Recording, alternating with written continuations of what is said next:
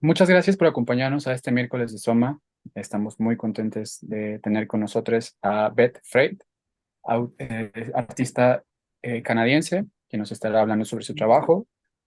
Beth Frey es una artista en cuyo trabajo le interesa, a través del humor y la ironía, cuestionar las contradicciones que encuentra en temas de género, las redes sociales y las representaciones del cuerpo. Frey manipula imágenes a través de herramientas tecnológicas y de inteligencia artificial que fusiona con técnicas artísticas tradicionales para crear un universo visual de autorrepresentaciones coloridas y caricaturescas, con toques grotescos que no cumplen las expectativas de género. Thank you so much for being here with us, Beth. Um, Thank you. Sí, una disculpa porque ayer llegué a México, todo mi español es mezclado con francés, inglés y creo que va a ser más fácil si hago la presentación en inglés, pero si tienen preguntas o dudas en español, puedo entender. En la próxima vez en español. But thank you so much for inviting me here. I'm very excited to be able to present at SOMA. I'm going to be going through sort of a chronology of my work, starting from about 10 years ago to give it, I guess, a context of themes that I've worked with over the time. And then I'm kind of going to go into the current kind of issues with like working with AI and maybe some of the doubts or the questions that emerge, because it's still something I'm figuring out, even though it's sort of exploded as, oh, she's the AI person, even though I'm hesitant to see myself that way. So yes, thank you so much. And I will get started. Just one moment while I figure out the buttons. So share the screen. Person. And so it's me. So this goes back about 10 years ago when I was doing my master's at Concordia in Montreal, Canada. And I use this as a starting point because it's sort of where I think the voice in my work started to emerge, like this kind of humor, the sensibility when kind of dealing with, I guess, the issues that I was interested in, or I am interested in. So this series of the big girls were these like oversized drawings that I guess I was interested in the idea of amplifying the kind of cuteness to the point where it became something else and kind of threatening a status quo. So making this kind of grotesque femininity, and once exaggerated, becoming more threatening.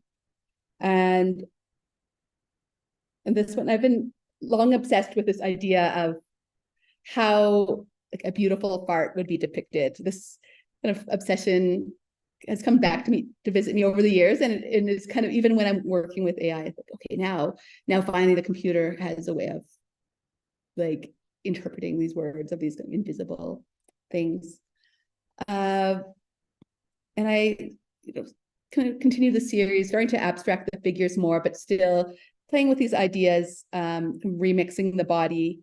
Bodily fluids, especially urination, became a preoccupation. Like the way I saw it, things like urination, defecation, were the earliest creative sources, or creative expressions in a human lifetime, and actions that could provoke disgust and became more deviant actions the older we get. They also traverse this boundary of what is self and not self, being part of the body, and then this is this moment where it becomes not of the body, and then it is something disgusting. And along this same time with that, this came with a series of smaller pencil drawings with the same ideas, was able to get a little bit more intricate in this and wanting to make them beautiful but disgusting at the same time. So like, and play with these contradictions that I've always been drawn to, which would be like, yeah, make something beautiful and disgusting, make something innocent but perverse, humor, but also with a bit of darkness. So, and abstracting these things that feel like bodies, but they're also not bodies. Kind of moving forward, feeling that if I am going to be working with kind of challenging boundaries of the bodies, I'm going to try my hand at sculpture installation, have the drawings just kind of go off the page more. Like the rectangle was too much of a container. So using paper, using transparencies and just layering parts to kind of have these stains kind of explode off the page. This is kind of early stages of experimentation. So this was, all right, I have all these elements in my studio. Let's build a space. And this was my studio when I was in university or in grad school. And a lot of this became a play of materials, using a lot of wax and organza, making fabrics skin-like. So using translucent fabrics and melting wax around it and just layering organza and like reflective mylar. And I think even when working sculpturally, it was important to me to be speaking a language of drawing, that you could see the line in it, or the trace, that they work as these three-dimensional drawings that are in the space that we are in. And you just get more experience with building outward. So this is part of the show I did. This is still like 8 years ago. And still, the themes there with that kind of the leaking body, but also, and this over-the-top maximalism that goes on with this kind of extreme femininity to the point where it's just too much. Bright colors and that just evoke childhood and things that you wouldn't necessarily take seriously, but also moving beyond the grotesque. And I started looking at just boundaries of self and skins, and this is called the narcissistic pillow. And so I had it kind of making out with its own reflection. And so I started thinking about these boundaries of, I guess, emotional, like what is empathy, what is narcissism, how do are those overlapping or opposites? Further along those.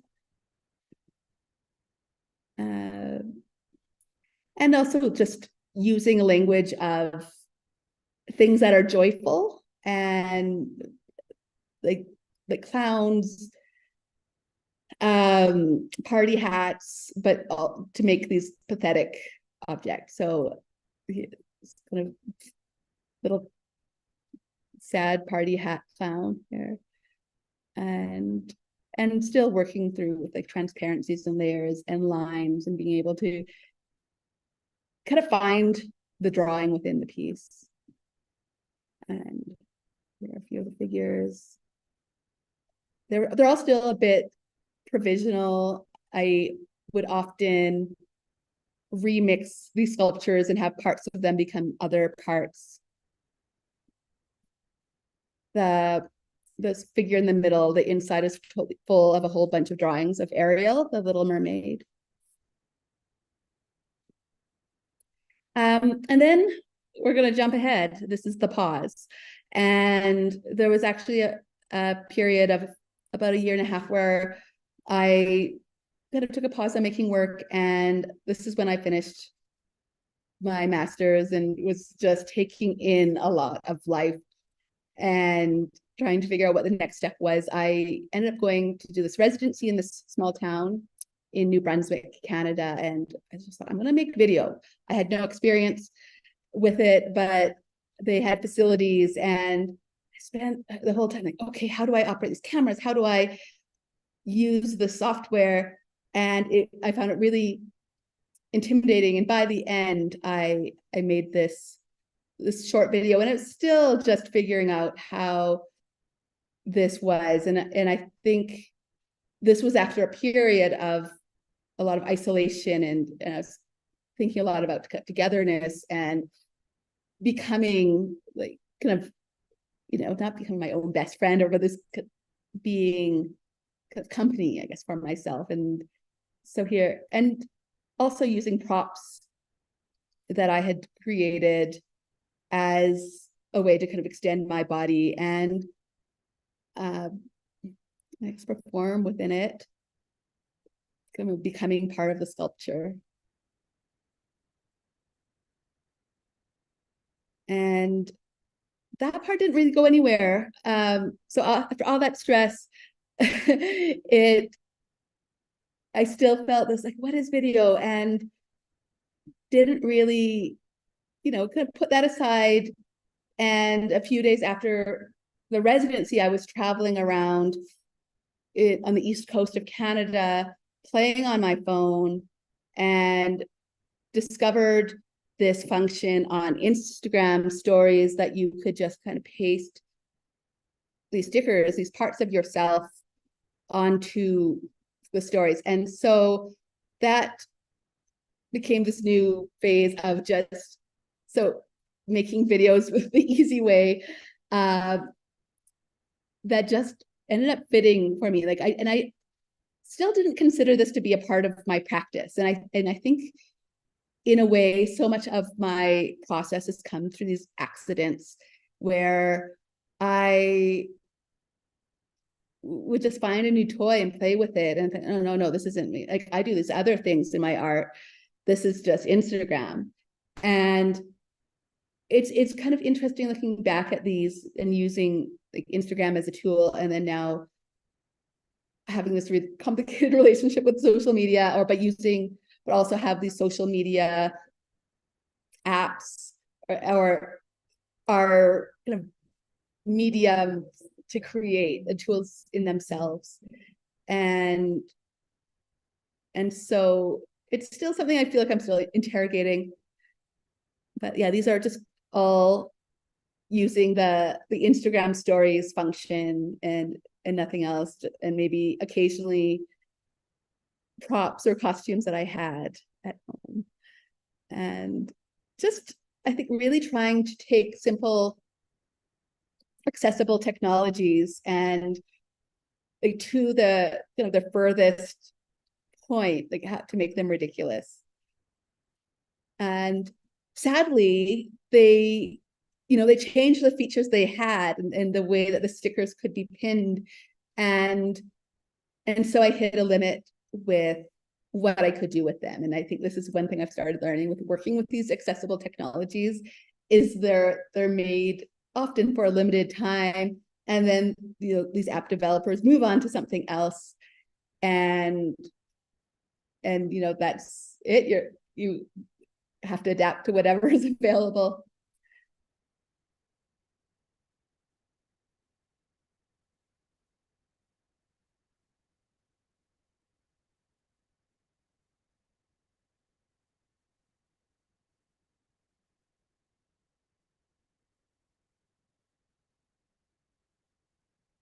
I think the other thing that my question is how do these relate to everything else that I've worked on? Like, how does this fit in? Like, if this is going to be part of my practice, what is the connection? And I still, at that point, I wasn't there.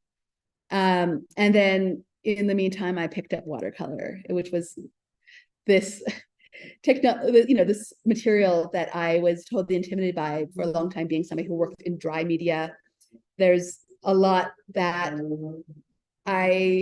it's very difficult to control. There are definitely skills to it. And as somebody who I guess is in some parts I'm very messy, and others, when it comes to holding a pen, I'm kind of a control freak.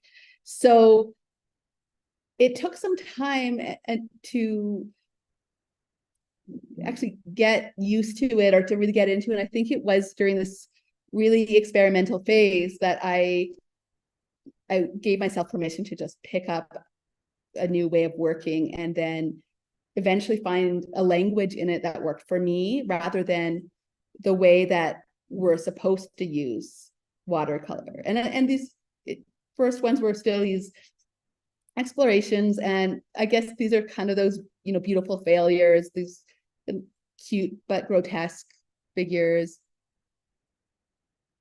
And I think is that leakiness of watercolors that also spoke to a lot of these questions that I had conceptually in the years prior. And occasionally, I think because of the working with the self-representation in the apps, I would occasionally put myself in as a character in the pieces. So, like this is one of the few where I'm sort of a guest star, or maybe I'm the main star, I don't know. And using humor to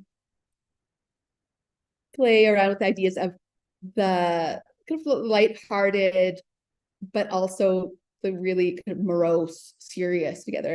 And I think one of the ways I did it, in this piece, for example, is just, being a bit of a fangirl in sort of art history. Like, I'm just gonna throw in a Goya into these, these yellow, cartoony figures watching TV. They're watching this cartoon called The Big Snit, which is this classic Canadian cartoon from the 1980s, from the National Film Board. So that was also sort of my fan service there. And this is early COVID isolation, and became really consumed with this idea of these Baroque, over the top interiors, like just being stuck inside, but making the interior space, the domestic space, just over the top. And then still playing with ideas from art history. This is kind of based loosely on Bouguereau's Birth of Venus, but then kind of taken further. That's myself in the bottom left eating the fish. So kind of with a little wink, kind of making a guest appearance in the work. And then this is when I went back to the video, finding new ways to play with it. Once I expanded beyond Instagram into Snapchat and bought myself a green screen and found ways that I can become one of these drawings. I can become a watercolor. I want to put myself into this world that I've created in my drawings. So this is kind of a combination of maybe 4 different apps, all of them just free or really cheap, accessible to the general public. So, and at this point still, I hadn't gone into sound yet, so that was really visual. I can see them still as moving paintings.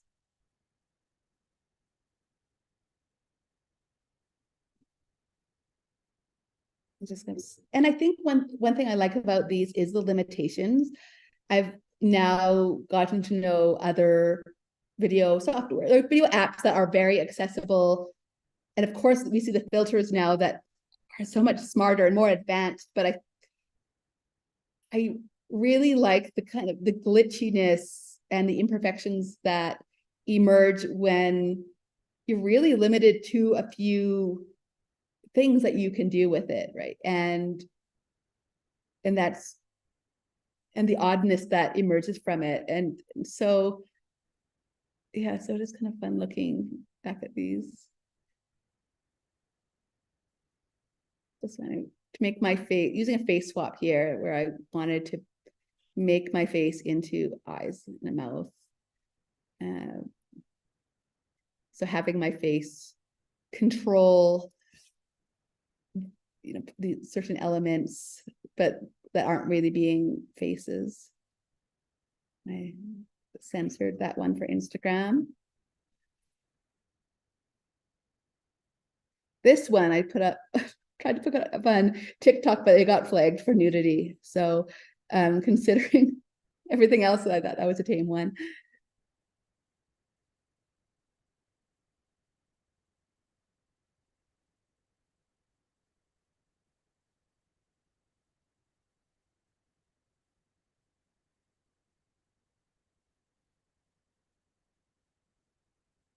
And so, oh, I already saw this. So one thing that happened over at the beginning of COVID is I got a grant in Canada to work with this group of experimental musicians, and they were unable to perform. So they actually got the grant to hire me, and we decided to make a series of videos together. And this was, I just love this photo because this was the studio when I was preparing for it. And they had given me samples of their voices, and I had to come up with characters based on the sounds of the voice, and then build these costumes that I was then going to use in the videos. So, and a lot of these parts are to work with the green screen. So a lot of kind of eyes over a green background. So when the body would move back and forth, it would just be, if the body is the same color as the green background, it would reveal only these cartoon eyes. And I think one of the things with this is this kind of manual manipulation of parts of the images, rather than like it's using a digital format, like, but having them move based on body movements.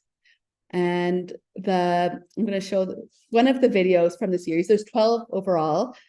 We've only shown them once. We had a screening last year, and the volume is a bit loud on it. And it's also the first time I was on the other side of the camera, and I was so used to this performing for it and having this kind of intuitively working as sort of being the painting, being on that side, but then directing it was an entirely different experience. And it was actually really exciting to work with people who were performers and had this kind of intuition with how they worked with their bodies.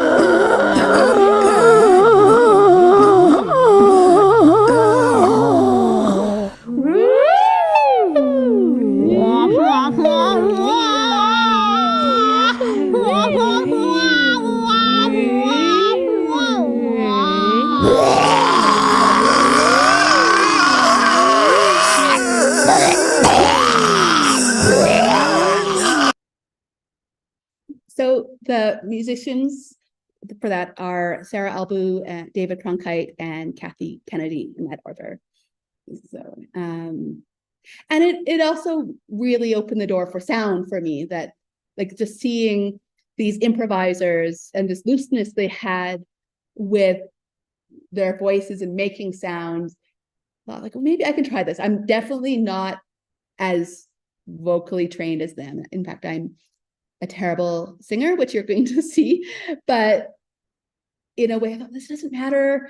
And also, I really like bringing the human voice back into these kind of strange digital videos. So, I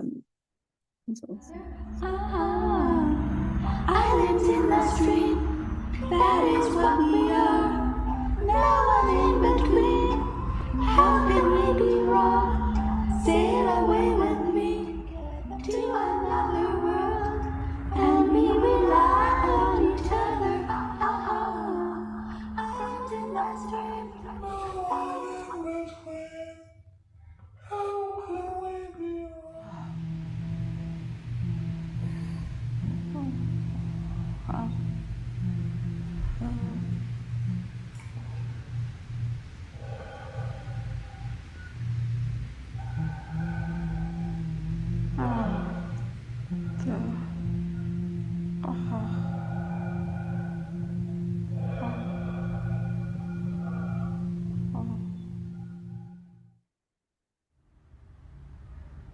Don't go breaking my heart.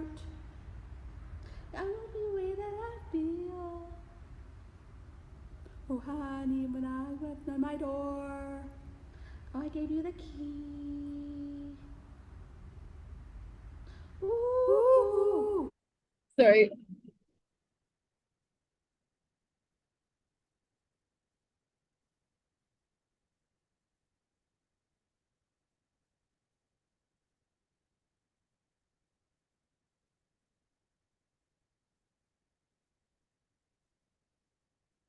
Okay, sorry, I'm on a busy street, so of course, it just happened to be the moment when I'm playing videos with sound that this huge the traffic came by. So, oh, say that again. There we go. I gave you the key. Ooh. Nobody knows it. When I'm in town, you might with your crown. Ooh. Nobody knows it. You know it. Like on the chart, I gave you my heart. Oh, I gave you my heart.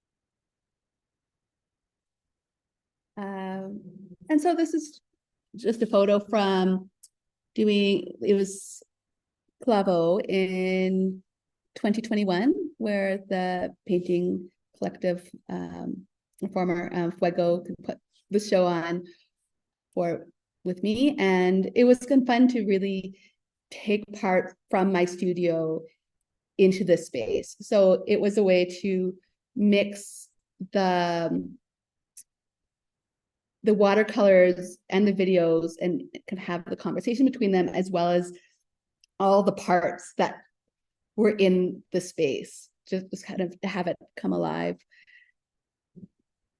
And in that, I started to think of these translations and these conversations between the different elements of my practice. So the characters that we just saw in the videos, which had been made from parts of other watercolors, then show up in another piece. So it would be kind of going back and forth from watercolor to video, and then putting it on myself, putting my body into the video, but then having those characters become characters of the watercolors that I'm doing. So in a way, these are both me. And this is kind of going back, but I think just also ways of looking into kind of self-representation vis-a-vis social media, filters, narcissism, and but kind of doing it with kind of pencil drawing, which felt a lot more immediate. And you're kind of doing this Velasquez little kind of face swap, where I swapped the girl and Velasquez, but I made myself the dog, kind of by putting the kind of conventional dog nose filter on myself. And now comes to AI.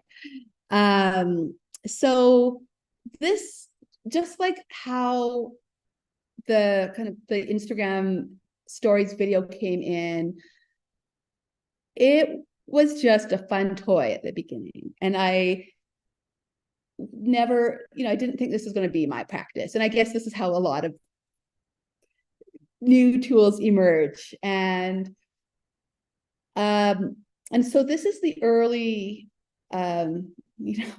old AI, which is, only 2 years old now, or 2 years ago that I was doing this.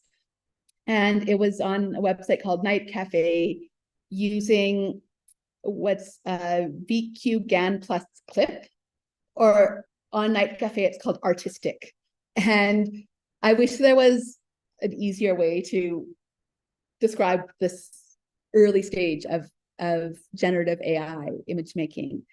And, it was this like, oh, look at this tool, shared it with a friend, and I said, no, Beth, this kind of looks like this belongs in as part of your practice. And like they fit somehow, but no, this is AI. I'm just typing in some words and this machine is making them. But I kind of took it as this challenge, like, what language can I use to make images that look like they fit in my world and in, this whole body of work that I've created over time. And there was often a mix of, like, usually it was art history mixed in with parts of the body and pop culture. And back then I was able to use sexy words, and now they've blocked those because I guess the more advanced AI tools will be a little bit more graphic, but these ones could be, because it was so abstracted, you can't really tell what part it is. And I think I still really, I don't know, I wouldn't say prefers the word, but there's something about these tools that it really interests me more than the kind of AI image generators that are out there now. And partially it's imperfections, it's in the failures of the technology and just how absurd they become. The other was, as somebody, like, as an image maker, a painter, drawer, that where a lot of my work has been about, like, in my process, is trying to find ways to combine figuration and abstraction. Like, how can we create an image that you can maybe recognize elements of it, but not quite? And here this generator is doing it in these novel ways that I hadn't thought of. And all it takes is, typing in a few words. And there's also like the way it blends the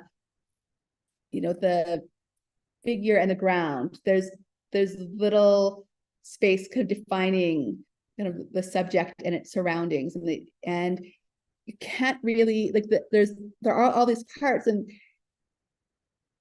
there's a mood to it, but it's hard to distinguish what, like, that could be a bone. I don't know. That could be, is that silk or is it meat? Is it, and for that, I'm still fascinated by it in this very painterly way that I think as the tools become more advanced and they're more literal, there's less, it takes less work to kind of look at it and interpret it. And yeah. And so I think, it doesn't make me kind of question how I see and how I interpret images the way that these ones do. So, and I still keep going back to them, even though they don't let me make them as sexy anymore. But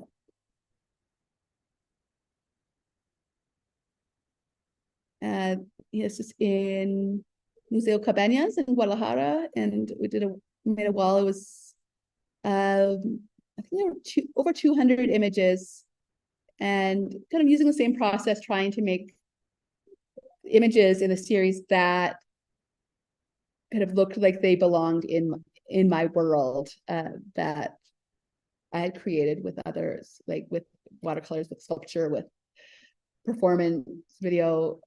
But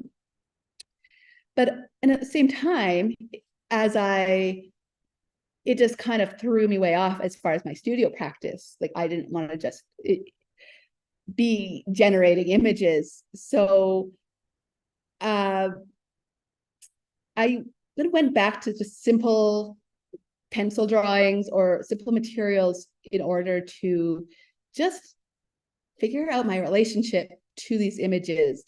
So a lot of these were sort of not reproductions, but I think drawing is an extension of seeing. And by drawing these images, it really made me look at them in a different way, in a more intense way, that I was participating in them more. And also in a few of them, just really trying to understand the logic of the machine, like how it would take this idea and convert it into an image. Like, this is made of these different parts and they kind of grow outward. And I made a few experiments with collage. And so even though it was really hard to distinguish where one thing started and another thing ended, but it would take, like, I would have to create these delineations and cut them out and put them together. And so these are parts of those experiments. Here are some of the drawings as well that came from exploring these early tools.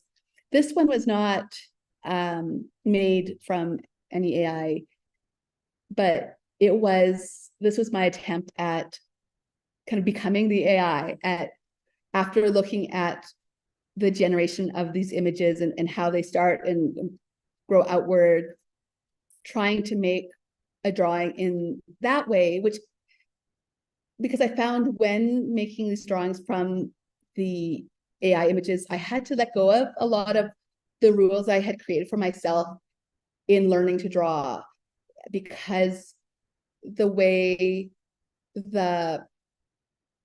the objects or the figures worked, I guess. Like the logic in the parts of the image just didn't work in the way that they would in you know, a kind of a solid object that I would see in my physical space. So from there, this was one of the attempts at just working through drawing in the way that I would imagine that the computer, that this, or the AI generator would do it. And kind of making those same explorations larger, so doing drawings with, you know, mixed media. It took me some time to get back into the watercolor with them, because the watercolor, my process with watercolor is very specific, and it has this language, and that I'm often paying attention to how the watercolor is working, not how the image I'm looking at is working. So it made sense to do these very loose gestural big ones to just kind of understand what these images were, how to work with them. And also, in a way, it was a lot more physical for me just to work gesturally, and it really kind of loosened things up to go to the next step. And I'm going to go back to these parts later. So that led to finally bringing the watercolors in.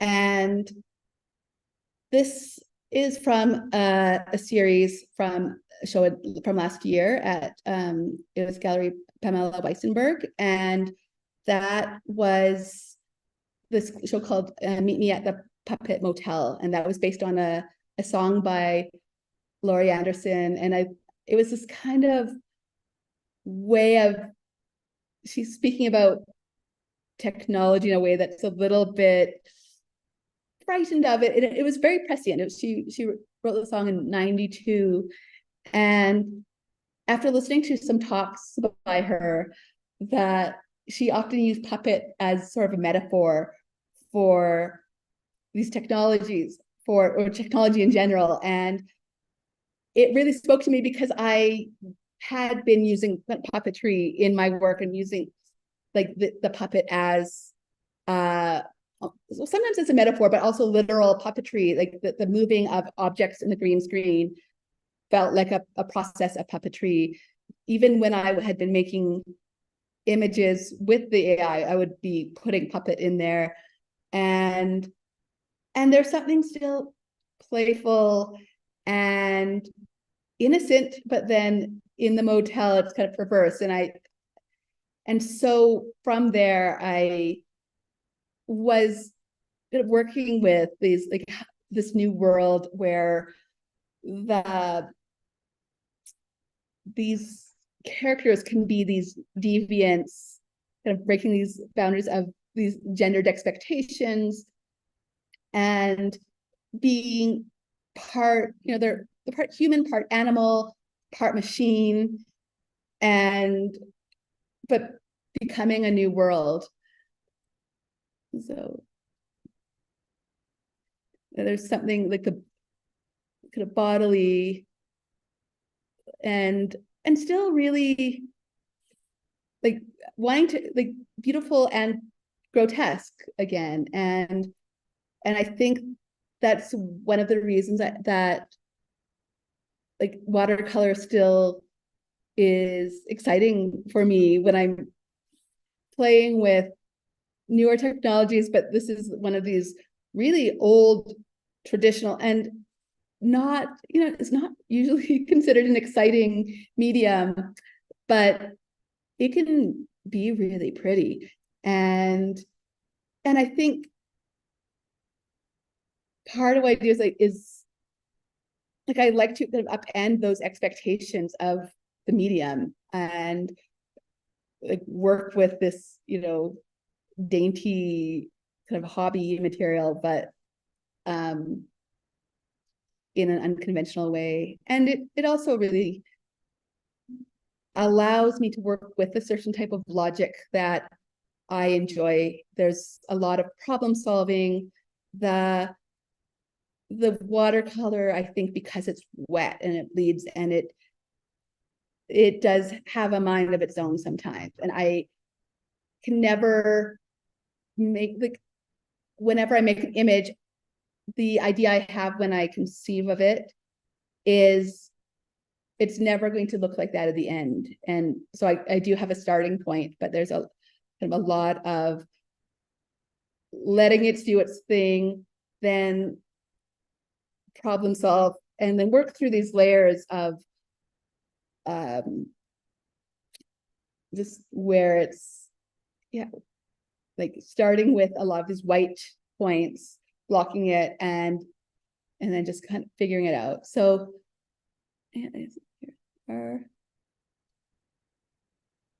and playing a lot with dimension, the idea of collage, even though these are totally flat images, but I really want to have the watercolors come alive on the paper. Here's the installation shot at the show at Pamela Weissenberg. And all right, well, I'm gonna go back to this before I get to the dolly, just because it's brief, but it just kind of I goes back to these questions and explorations with AI, and really like a lot of the looking for the tools out there. And this is before ChatGPT and before it was just kind of everywhere and everybody's talking about AI, but I was just always looking for this kind of like the silly tools, like just the AI failures, because it would just bring in this absurdity. And I think that's what drew me to it. I guess I don't see myself as a big tech person, but I like new toys and I like the absurd, and let's see if I can feed these ideas into a machine and what kind of things will it do. And so this was from a website called Mellowbytes, where I uploaded one of my own works into it, and it wrote a song. It sounds terrible, which I love. And this is just a snippet from it. And so right now I'm kind of playing with this with actually one of the musicians from that earlier video, that like, can we write an AI opera using these tools? And like, let's use the bad ones, not the advanced. And so we'll see. And there's an AI poem. I've tried writing poetry with ChatGPT and it's terrible, but this older generator is completely unhinged, and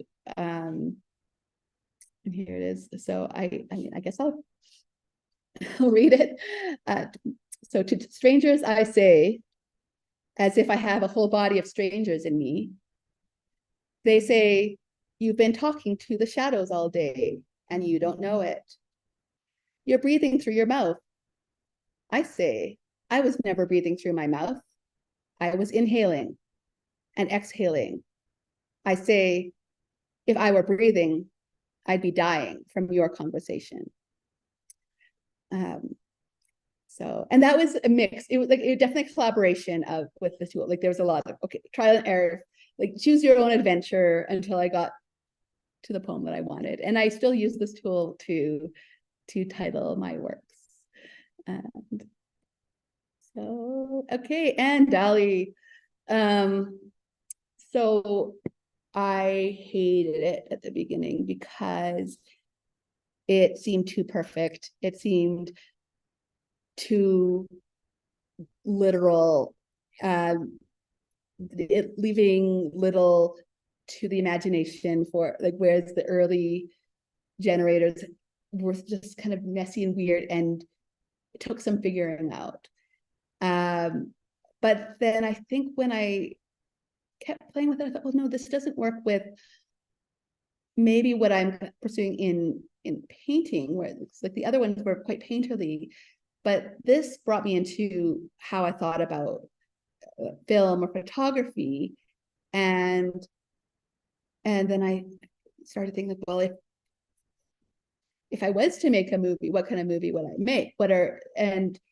And so I would just started creating scenes from these hypothetical movies, and I quickly became obsessed. I mean, this is definitely, as somebody with diagnosed ADHD, this blessing and a curse, where I just kind of became obsessed with it and wanted to share it, but I didn't want to just put it on my main artist Instagram account. That I think I'll just create this other, I'll create Sentient Muppet Factory, just so I'm not going to inundate the feed. I have no idea where it's going. And about 2 months in, like, something happened. It went viral, and at one point I'd be getting like 2,000 followers a day, and I did not know what to do with that. It was really exciting in a way, because as an artist, that's this one thing, like we're wanting exposure, but then it's a kind of exposure for this other thing that wasn't the thing that I had been working on for years. But I was still having fun. So there's okay, I'll just keep going with this, but I don't know if this is part of my practice. It has my name on it, so I guess it is. How do these fit together? How much of it is me? How much is Dolly, is like the AI? And I found myself going back and forth, because I'd get people coming in being really angry, like, this isn't real art, AI can't be art, and having to defend it, saying, well, this is the process that I added to it, this is the editing, I had to create kind of context for it. But at the same time, I'd compare it to the other work that I did. I thought, well, is it all mine? Is it, or is, like, how much of it, like, the computer kind of came up with all these parts, I gave it this proposition, and it's still, like, I feel like this weird part in the middle where I don't know. And the other side of it was really kind of examining what is my relationship now with social media when this happens, and now I'm a content creator, which is not, I never set out to be. And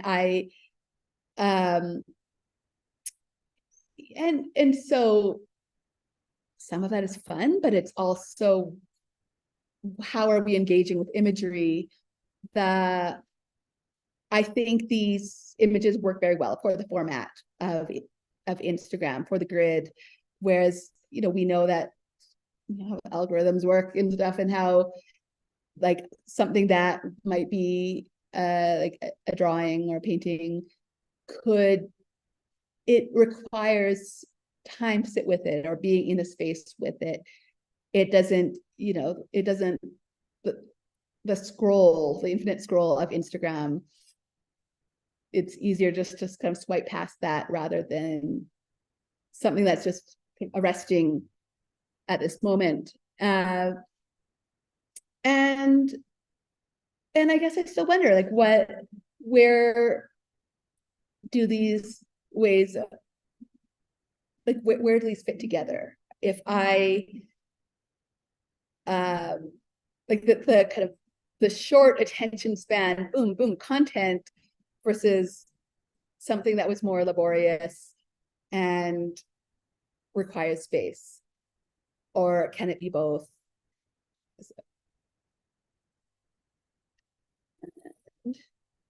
But yet, I still feel like these are a part of my world, that this, like, using humor, the grotesque, making these bodies that, they're not,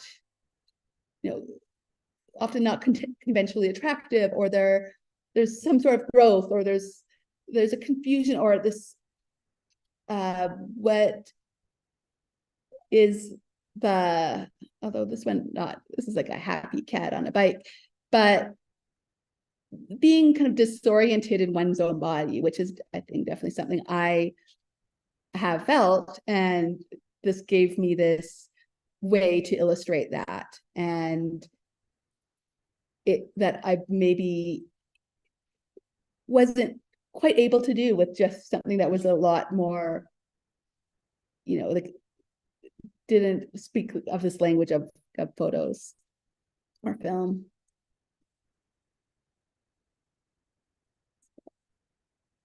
And then just like with the Instagram stories, whatever was feeding DALL-E 2 changed.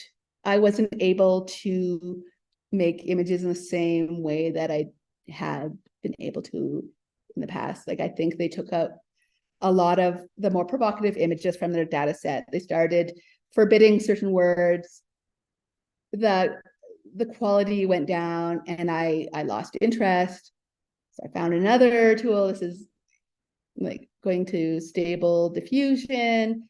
And these ones, I came back to the images I was making initially on the VQ GAN plus Clip artistic, and feeding those into the AI and having them become a little bit more defined and realistic, but still working from these confusing images. So the result was still a little bit unclear, but had a little bit more body, I guess.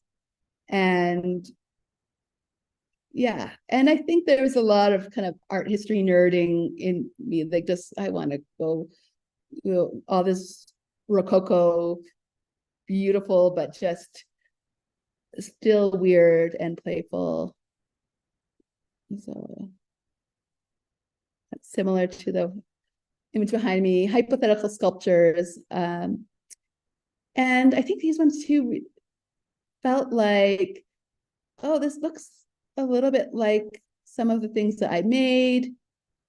And like, what if I use these as starting points? And so in a way, that was that full circle of these image making, or of like how these different chapters of my practice came together.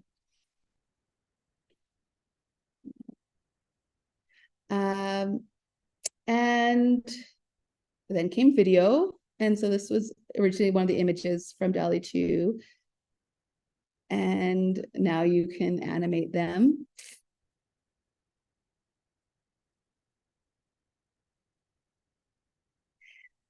And I feel conflicted about it. It's fun. I enjoy making the videos. I question the ramifications of the software of the tool. I think right now it's still a very early stage, but I just think if any of these get into kind of bad hands, like, what does that mean as far as deep fakes or but for now, in its infancy, that it's a lot of fun, because it's still kind of that like awkward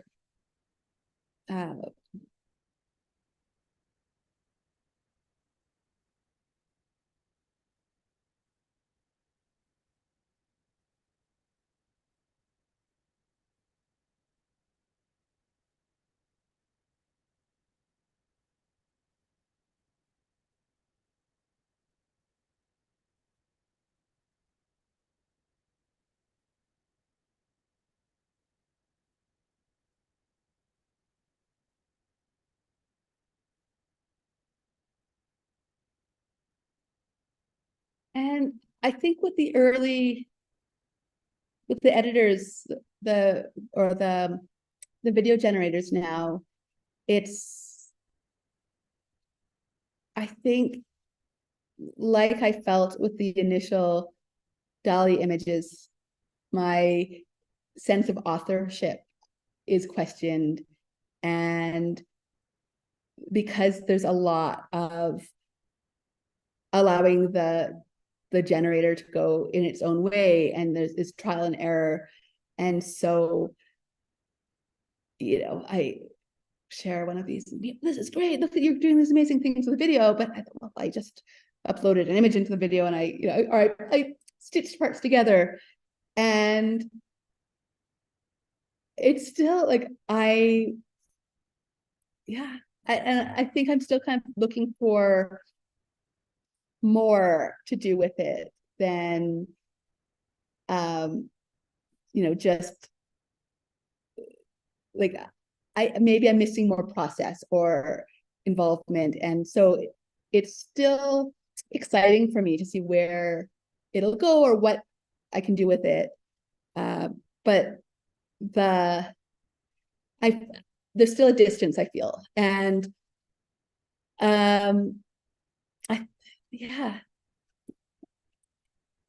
so, and I think one of the questions too was how,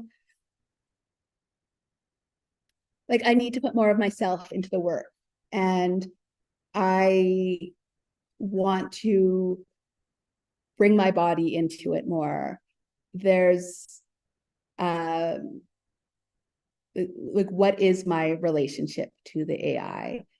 And so there's a series of experiments that where I would upload photos and see how it would interpret them. So this photo of myself, I uploaded into an AI called a clip interrogator, where it interpreted the photo of me as a woman standing in front of a green screen, a character portrait inspired by Grace and Perry, feminist art, piles of trash, woman in a sheep costume, animatic, red gloves, made in 2019, featured on ArtStation, Brooklyn background, character study, summer camp. And so I uploaded the image into this AI generator that I was using and gave that description below as an instruction for the generator to interpret. And the image on the right was the result. And which, I find it's that game of like kind of broken telephone, when you whisper something and it gets misheard, it gets passed on and passed on. And I think those translations and mistranslations are one of the things that I'm enjoying most about working with AI is how they can be misconstrued, and what could happen in these processes, like from the starting point, and then what can I take from that, and like, can this be a conversation? And after that, I started using, like, creating these scenes to feed to the AI. So, and I'd want to do it in a way that would confuse it. So I'd cover my face, add elements that could look like they would be part of the body, but they're not. So then if I would feed it into an AI generator, it would hopefully confuse it. And here's the result. I mean, I, of course, gave it some prompts according to what I wanted it to be. And yeah, so here's another one. And then from there, made a watercolor. And from there, I used parts of the watercolor to make a video, to face swap with the faces in this video, to put it on my body. And that's creating this circular motion of performance to AI, to drawing, to video performance. And that way I felt like I was really part of the process, and it was this dance that I was doing with AI. This is just a scene from a residency I did this summer at Stuart Hall Gallery, just outside of Montreal, where you can build the studio in the space and set up the green screen. These are the props and objects. I was working with a lot of the AI tools and had this the installation evolve over the course of the 6 weeks. So this is the beginning, and this is the end, and the resulting video was made from the parts. Like you see on the wall, on the left, there was like there's a photo of me, then the image generated by the AI. There's a watercolor based on an image generated by AI that was based on a photo of myself, and then those turn into the videos with the props on the floor, and but also showing all of the different parts of the process and the pieces that come together in the making of the video, sort of like an anatomy. And another exploration was like just trying all the AI tools, and there's Midjourney, which is a popular one, which I never really did much for me until I realized I could do this thing, this blending. And one of my favorite parts was just uploading pictures of myself and pictures of my art and having them blend together and seeing what the composite would be like. What does the AI think of me? So here's, I guess, one of them. This is me and a mix of sculptures, AI.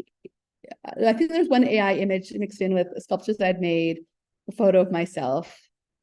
These ones I love because my computer, my Photos app, actually thinks they're me. And yeah, and these are kind of me in the studio with these things that are amalgamations of things that I've created, but it's the AI version. And I mean, that actually kind of does look like my studio window. And these ones, my computer still thinks these ones are me as well, even though I don't see the resemblance so much. And then playing also with the video generation app and having it animate myself. And so just really, I think, like, what happens when I do this movement? How will it animate me? So I'm still looking for ways to bring performance into it, bring myself into it, but also tie it back to other things that I've created.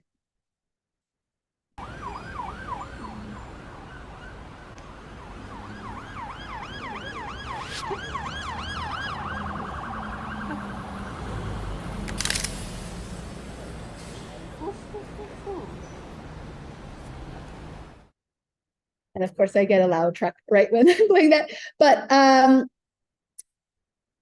I think with these two, like that, I think that is the last slide. And I think still with basically what I'm saying with all these explorations with AI, I still have more questions than I did when I came in with them. And there's like, what does it mean when you can create thousands of images in the blink of an eye, and you're looking at thousands of images, and they're interesting, and then but they also stop being interesting because there's just thousands of them, and I find myself looking for other things that to find value in. Is where, like, is there a heart? Can we bring, I guess, a soul to the images that we make or the videos that we make with AI? And what does it take to have that? And what does it mean when the technology is getting better and there's the imperfections are becoming rarer, and like, and even I find the people that are creative, like they're all now a lot more conventionally attractive than in the initial Dolly. And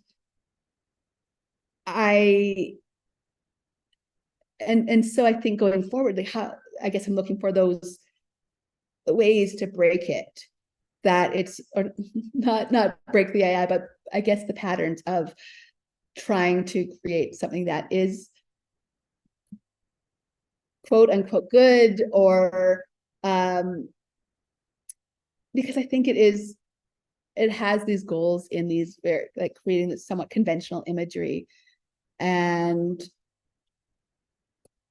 so how can you subvert that? But also, what becomes a thing of, like I was saying before, what becomes a thing of value when these images are just a dime a dozen, and we're going to see so many, and because this is the beginning. So I think for me, it's really exciting to use these new tools that are available to us. But I think the question now is how to use them. What are ways that we can bring in our own skills and experiences, and maybe like combine it with our other art forms, or even use the AI as a part of a whole, like it, so there wouldn't necessarily be, there's not just this binary of AI art and non-AI art. There's the AI being a part of the process. And then also I think looking at the things that I find myself craving, the things that the AI hasn't been able to do yet. Like, I want to celebrate process and the labor of creation. Materiality comes back. Like, I'm sure we're going to be seeing a lot of AI working with, say, 3D printers, or having more sculptures made from it. But I think it has to be craving this human error as well as, I guess, the machine error, and still, yeah, and figuring out how those parts work together. And also what translations can occur when we're having these conversations with this in our relationship with them. So I guess that's pretty much all. I'm going to try to, stop share, and I guess open the floor to questions. Oh, wait, no, not. Oh, actually, I'm not done, but I am. Okay. Terrible at Zoom. And here, okay. But actually, I think it's fine. We can leave it at that. Are you sure if you want to present? Okay, I can't leave everybody on the edge like that. Okay, I will. There's 2 more slides, and they're just some work in progress that kind of my exploration. So I'm currently working on a new series of watercolors. This is a detail from it, still in process, hence the blue tape. And in it, I playing with this, there's that trompe-l'oeil kind of visual effects where it looks like there's different layers, although it's a flat image. But after playing with this runway, which is the AI video generator, and seeing how, like, when I fed my own work into them and seeing how it animates it, especially when it's something sort of abstract, it often doesn't know what to do with it. So but when I'm creating something that has a sense of depth, it will find that and move that part. And let's see. So here's an experiment with it. And so I think that, I guess, is one way that the AI, the logic of the AI is informing what I am doing in my watercolor practice. Like, how can I make an image that works in itself as a complete piece, but also as information. And then my next question is, what do I do with this? What do I do with these videos? And I'm kind of looking at ways that let's combine the elements from this animation with the other things that I've developed and just really build the world. So this is so I'll leave you with the work in progress, and there we are. Okay, I am done finally.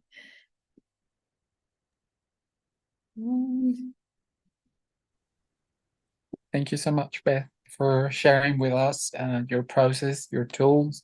And it does raise some questions regarding authorship, or the way in which we are creating images like right now. And we have a couple of questions from the public, actually. One of them is regarding the way in if you feel like there is a female gaze in the way that you construct these images, even though that you're using like AI, you are the one that is behind that tool and putting like the right words.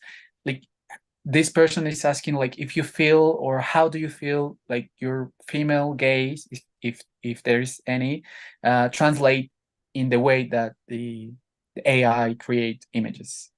Oh, definitely. Like I said, something that was there, but maybe I didn't mention, because I think most of I generally work with, I guess perceivably female, subject matter, because in a way they're sort of stand-ins for me. And I think that's one thing I didn't touch upon, is that I often have seen a lot of my work as self-portraiture, and these are all avatars. And so I think in a way I wouldn't say in a very literal way that they're all me, but I definitely think there is, the female gaze there, especially, and I'm finding it more and more with, I guess, recent generation tools, that I think, because so much of the imagery on the internet is porn, and that is definitely for the male gaze. And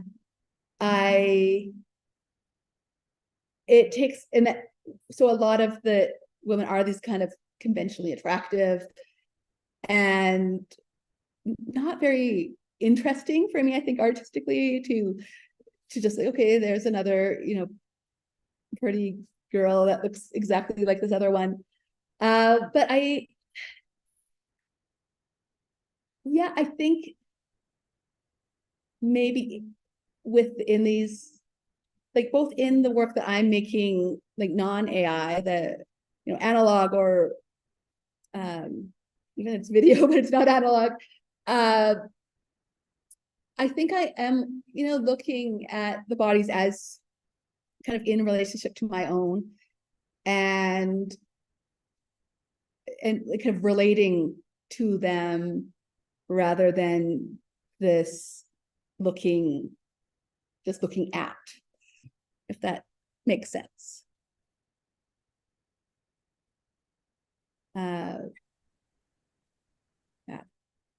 So just, I guess, being part of that world. Yeah. Okay. We have another question. previous one, which is like this person feels like there is a kind of like a queer sensibility behind the creation of these images. Like if you feel like there is some kind of influence of other artists that recognize themselves as queer or feminist, or if they belong to some social movement. This person is wondering, especially for your references, if you have any Hey, I some mean, artists that inspire your work. oh yeah, definitely. And I think this is always off the top of my head. I always forget them, even though there are a lot of references, and definitely a lot of queer and feminist art. And you know, and I mean, there's the obvious ones, we'll say, like, you know, Cindy Sherman, and oh wow, all the names are just losing. Like one of somebody who I think isn't grouped into the queer feminist sphere, but has been a big influence. And I think in a way how he worked, maybe his sensibilities kind of fits in with it, was Mike Kelly, and well, and just his kind of abject humor and this like that patheticness he's kind of been like this like godfather, I guess. Let's see, Pipolotti Rist videos. Oh boy. Yeah. When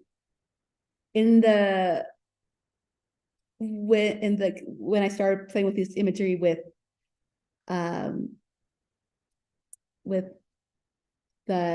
Dali, which was kind of looking at film, I really wanted to combine this sort of 70s auteur cinema, like Agnes Varda, or kind of French New Wave as well, with these really kind of ridiculous, over the top, you know, Muppet Show, or these cartoons, like the, you know, I guess John Waters, of course.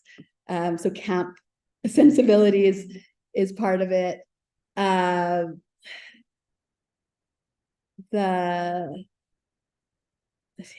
oh wow. I should have had them all written down, because there's, of course, I have a big list of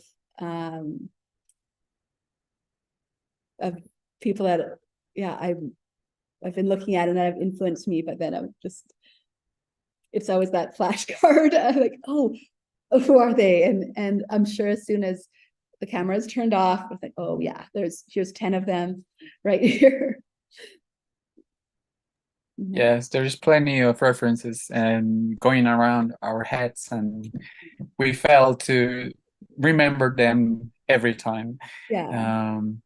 And at one point in the conversation, you mentioned that there was this amazing response, especially on Instagram, regarding the son of your work, and that you got a lot of followers, but that you also have this other response, like negative response, regarding the issue of authorship.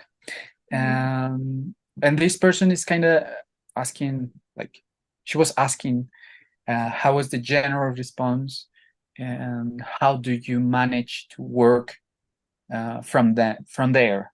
Like, if you, how that, what was the impact of those responses to your work? It's all over the place. It's really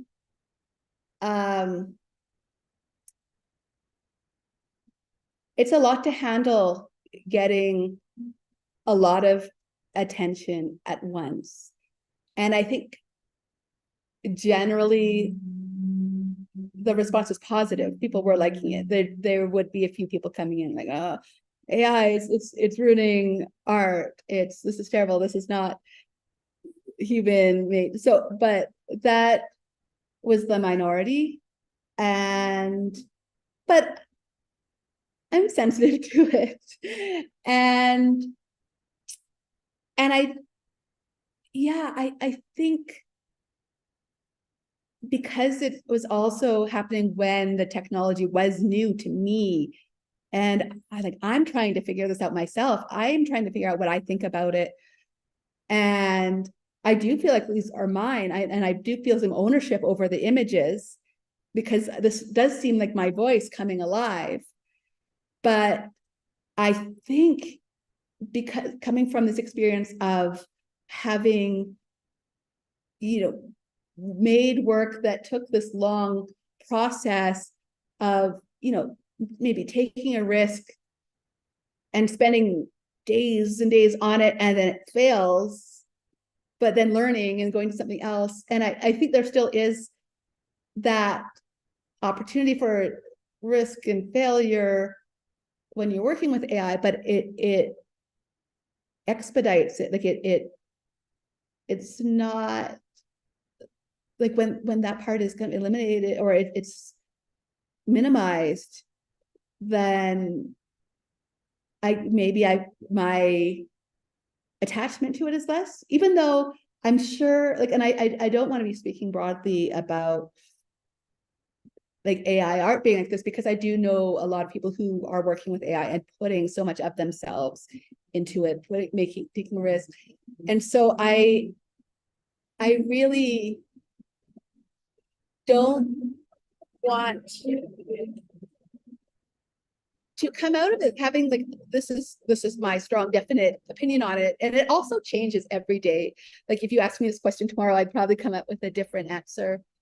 But I think part of my incompleteness with it is because I am looking at it in relation to this other practice that I've done over years. And because this thing became popular so quickly, I thought like, oh, this is a cheat. And that might just be some internal thing that's having been on both sides. But I still are like, well, these are mine. I made these. I feel some pride over its success. But it's, yeah, or so maybe is it 50%, like, but it's hard to quantify. So and it does put me into this strange artistic identity crisis, I guess. And that's fine. I think I'm all about embracing discomfort. And I think that's a really ripe spot for learning and growing. And I think those places where I just feel I don't know, and I still have a lot of questions, I think that's a good thing, because it's rich for opportunity to to try new things, or to see where it goes, and to sit on that. And I think it also, when I question, can we make this work with AI feel human? Can we give it like a heart? And I would like to believe that maybe that discomfort that I'm feeling in the process feeds into it and gives it a bit of soul. I think I don't know. I don't know if it's true or not, but the kind of desire to humanize it, or the experience, is yeah, I guess I hope that shows up somewhere in it, because I think that's the one thing that I see kind of looking at a lot of AI generated images, like, oh yeah, it looks great, but there's this lack. And so I think it's like I'm just trying to see if I can fill it in ways, whatever that means. Yes, actually, right now you're saying that you're in this process in which you are continuing asking you questions while you are producing these images, and that you are responding to these reactions from the public, and that you are actually responding to them. Like I kind of feel like in some works you're the way in which you decide to show your body in the process, and this image in which you put yourself in an image, and then you put the result from the AI for that description, and that you kind of compare both of them. It's really interesting, and there is, well, I'm seeing this question from the public that is kind of saying, if you feel like this way of creating images with the AI, it's kind of like the dawn or of a new aesthetic. Like if you feel like there is like a new aesthetic going on, like creating at this moment, like you just said that there is this other couple of artists that work with the same tools. You're not alone in this field. But do you feel like there is like a new aesthetic? I think so. And I think it comes with the different tools. Like what I found with working with different AI generators is that they each lend themselves to different aesthetics.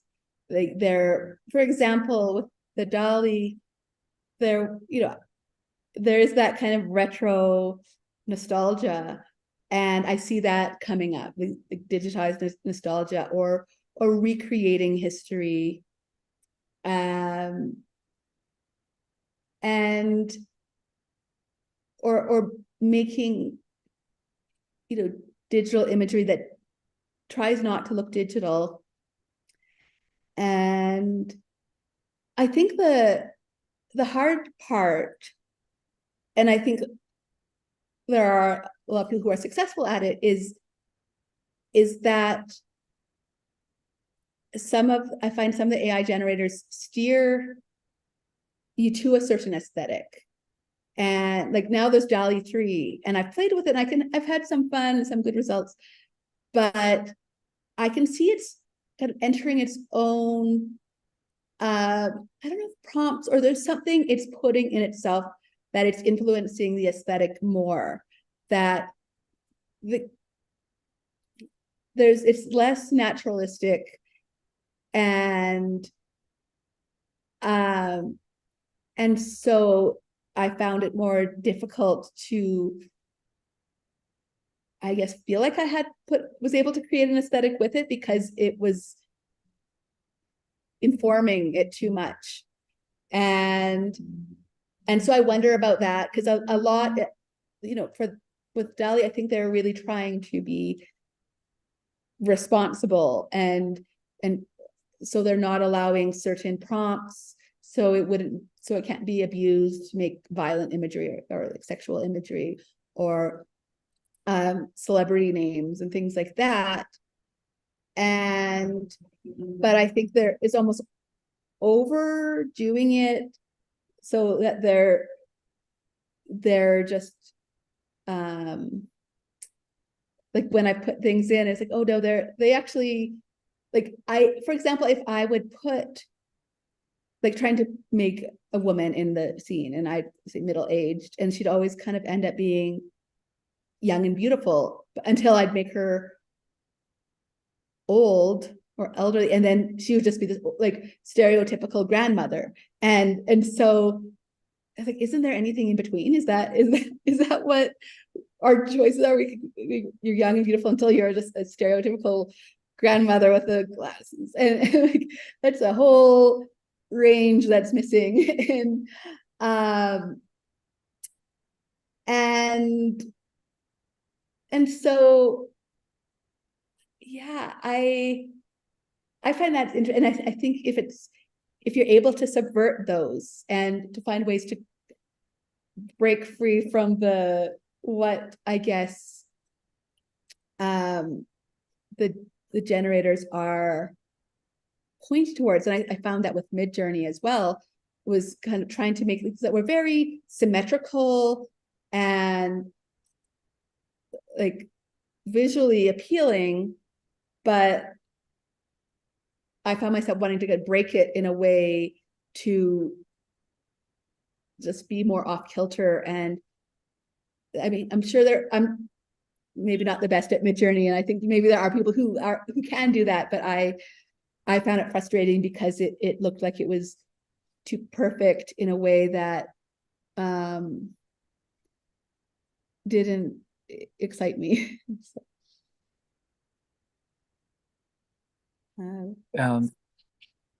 Yes, I was thinking like in these nuances that you were mentioning, like in this portrait of a woman, like you have this sexy woman which is Yeah. young, and the other part which is an old lady, and there is nothing in between or nothing. Oh, Huge range of beauty that you can find in the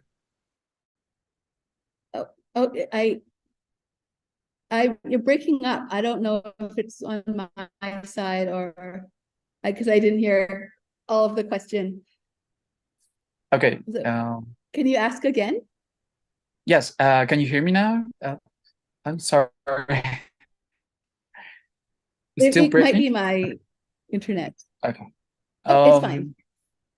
I was mentioning this thing that you said, that sometimes we miss some nuances in the representation of a woman in using AI, and it kind of reminds me that AI uses. So it's kind of usual that you find some stereotypes or of some rigid ideas of I don't know, of identity, for example, and that you still find them creating AI generated images. And I found this question from the public that I feel like kind of relates with this. This person is asking like how much, if you feel that, how much liberty, how much freedom you do you give to the AI or to the AI generator, like, because sometimes it feels like you are creating an image alongside these tools, no, like they are not just tools that you are using, but that they are imprinting some ideas to your work. Yeah. I don't know if I explain myself. I think it depends on the tool, and I think with the earlier ones, there was a lot more liberty. And I think with DALL-E, the ones that really worked were, I would just kind of give it an impossible proposition that didn't make sense, and things that can't really be visually depicted. And that way, like, I just wanted to see the reaction. So the outcome was always a surprise. But I think with other ones, I'm feeding it a lot more that I have, no, I have this thing in mind. I want it to go this way, but I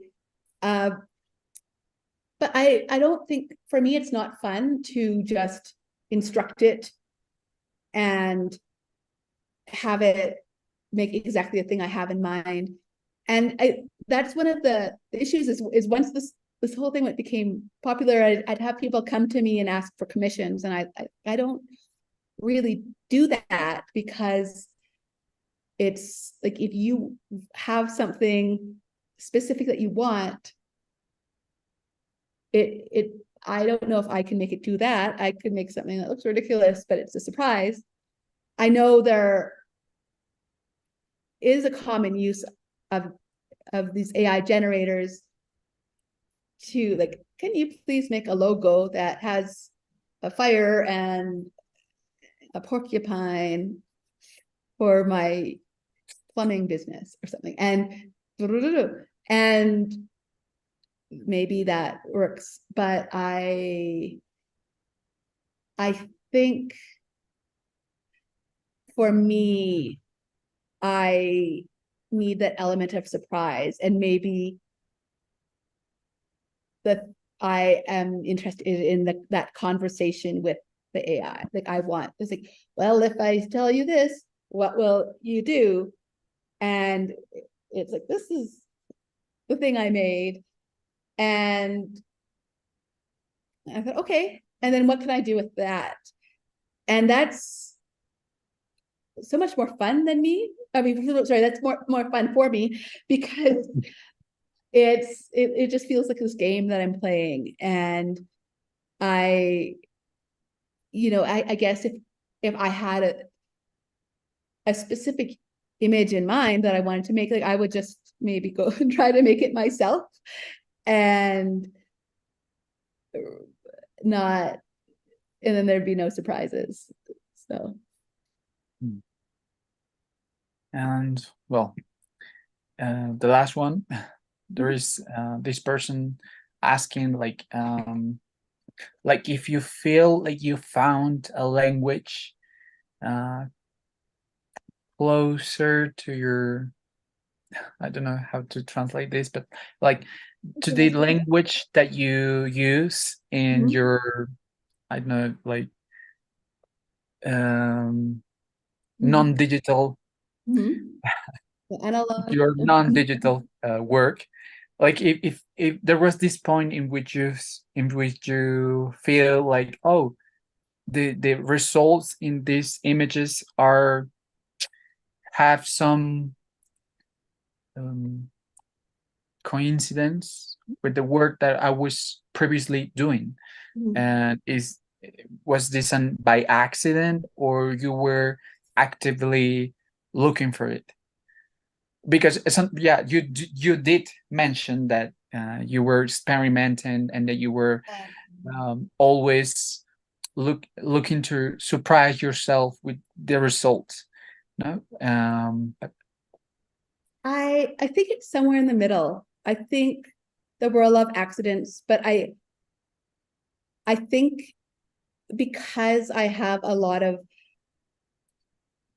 I have this strongly defined aesthetic or strongly defined interests in what I want to see, or a sensibility that I've been doing, developing over the years. And so when it says, oh, I have an opportunity to command an AI to make something, the things that I'm interested in seeing are going to relate to those.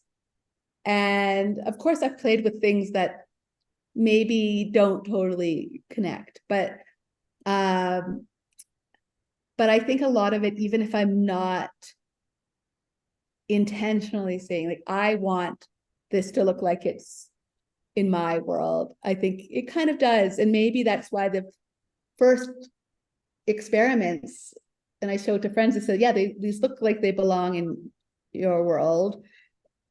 It's probably because they came from that same sensibility.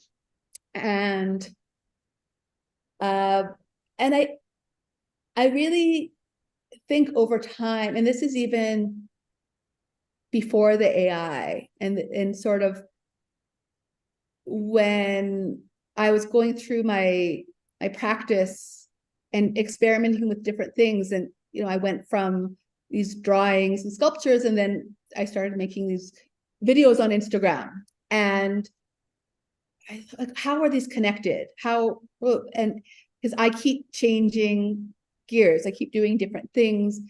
And I think after a while, you know, and like putting a presentation together like this and putting them together, they make sense. Oh, okay, it's world building, and these are all part of this sort of the Beth Frey universe. And once I started framing it that way, it gave me some liberty, because I know I'm somebody who does like to try new things, and I don't want to be sticking to making like the same work all the time or using the same tools all the time. And it just kind of gives me faith that there's this kind of ongoing sensibility of this world that will come through with regardless of the material or the process, because I think I'm still interrogating a lot of the same things, like that, and they just come up in different ways. Like I think there was, you know, even when a lot of it is, yeah, how representations of the body, of gender, or like this grotesque, but make it beautiful. How does humor come in? If it's dark humor, how to, like, all these themes kind of follow through and don't go away. But there might be something new. Like now look at these translations. Now, what is the technology doing to it? And I don't know if the work is really about the technology, but it's another communication tool and another opportunity to kind of translate these ideas, and which is interesting. And I think, yeah, it's also, yeah, it'll just go in other ways that I can't predict. Yeah. Well, thank you. Thank you Thank so you. much for this presentation. It was Thank amazing. you. Thank you for your It's a time. lot of fun. Muchas gracias por acompañarnos a este miércoles de SOMA. Les invitamos a unírsenos al siguiente miércoles de SOMA con Francisco Tapia, que también será en formato virtual. Y bueno, muchas gracias. Les recordamos que todos los miércoles del año son miércoles de SOMA. Gracias y nos vemos pronto. Yes, bye. Ok. Sí.